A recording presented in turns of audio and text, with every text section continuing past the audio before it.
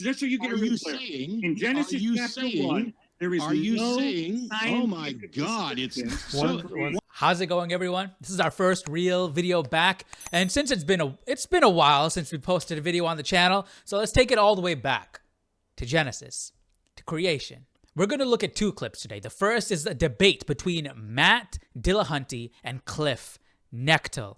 I'm sure you guys know Cliffe. Cliffe and his son are really popular in the Christian community. They do a lot of outreach at universities and all that. So this is a debate between Matt and Cliffe on modern day debate. This YouTube channel is absolutely fantastic. If you guys have not checked it out, definitely check it out. I'm going to leave a link down in the description. But let's get into the video. So in Genesis, when it lists the order of events that God created, supposedly. There we go. Is that order accurate to the order that things were actually created? Augustine answers your question back in the 400s. I'm not debating Augustine. He points out, I'm using it as an illustration, Matt, so listen hard. Augustine points out that in light of the fact that the sun was not created till the fourth day, what on earth do the first 3 days mean if you don't have a sun?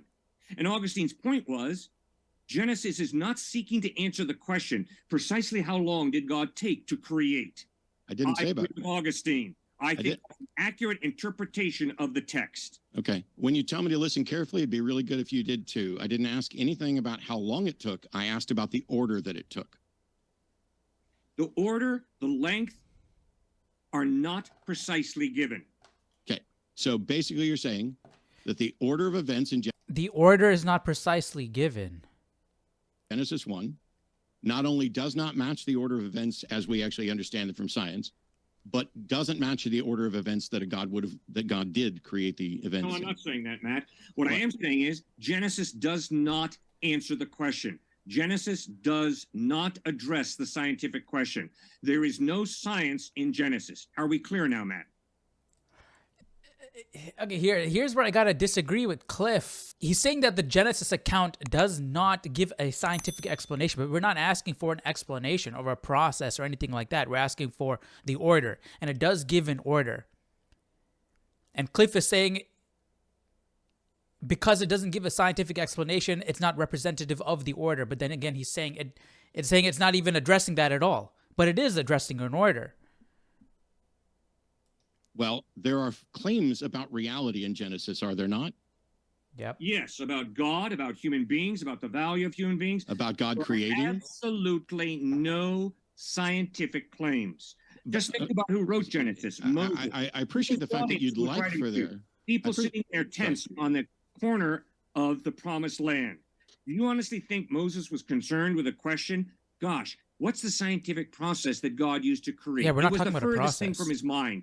They were scared out of their wits about going into the promised land. So this is a wonderful tap dance, but this is a wonderful tap dance, but Genesis 1. Interpretation. No, sir, it's a wonderful tap dance because you're avoiding the question, you're avoiding the actual events, and you're going off to talk about other things elsewhere. No, my question is, yes, you were. You literally just did. Rewind. Everybody can hear it. You are not talking about Genesis chapter 1, sir. I'm asking you about Genesis chapter 1, and you're going off to talk about other things in Genesis. In Genesis chapter 1, when it gives the order of events, you're saying that order of events is not the way that God did it.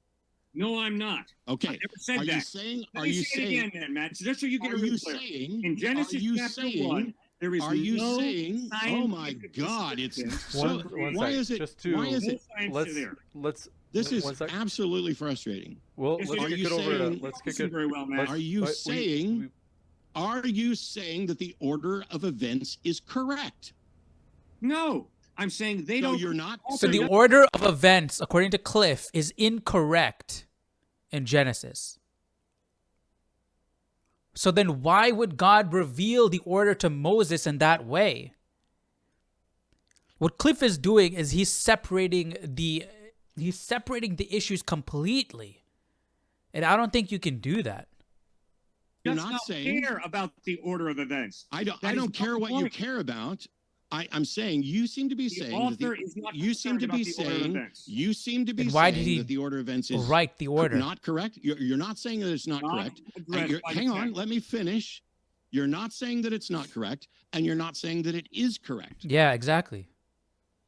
He's just backing off the issue completely. I am saying, and I'll say it again for the umpteenth time, Genesis chapter 1 is not giving us a scientific description of how God created. Genesis chapter 1 didn't say it was answering the question. I haven't said anything remotely like that. But Genesis 1 I haven't said anything remotely like that. What process did God use? I didn't ask about a process. I didn't ask about any of that. The fact that you have dishonestly refused to address your own contradiction here is very telling. All I asked about was the order of events and whether or not you were convinced that the order accurately reflected the order, not the process, not how, the order that things happen or not. And you would not say order that is process. For me, order is part of the process. I'm sorry that order is process for you, but that's not process. I didn't ask how. I asked about order. I don't know why this is so difficult. I do know why.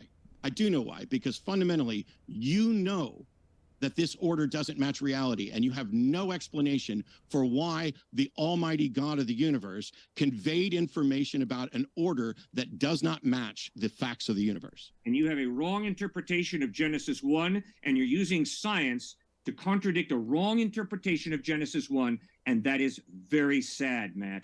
All right, so as you can see, Cliff is of the opinion that Genesis is not giving a scientific description of what occurred during creation.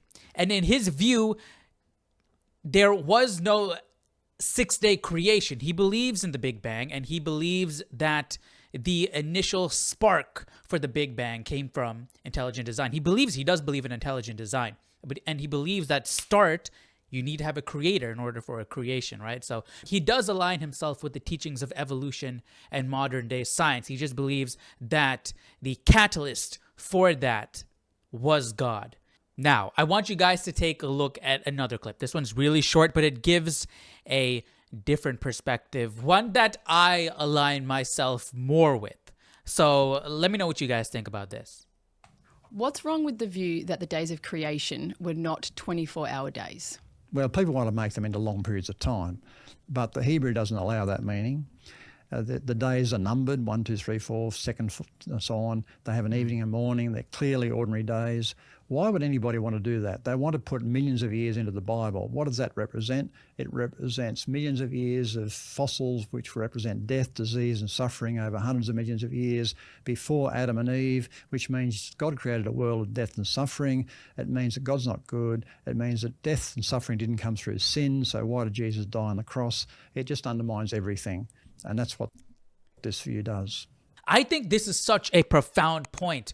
Death and suffering had to have occurred countless amount of times if we believe in the theory of evolution as it is applied to creation or the start of all things.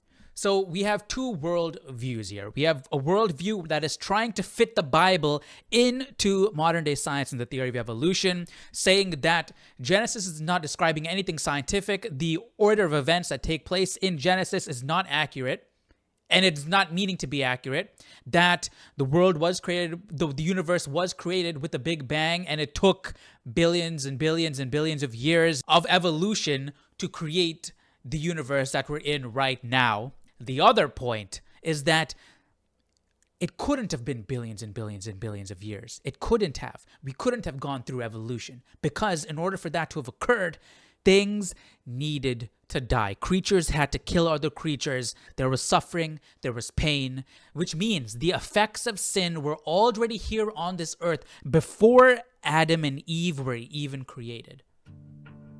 So now, I've given you my thoughts, I've given you my opinions, but now I want you guys to let me know, what do you think? Do you align yourself more with what Cliff had to say, or do you align yourself more with what, what's this gentleman's name? Dr. Don Batten. Let me know your thoughts down below in the comment section. What did you all think? And I'll see you all in the next video. Take care. Bye-bye.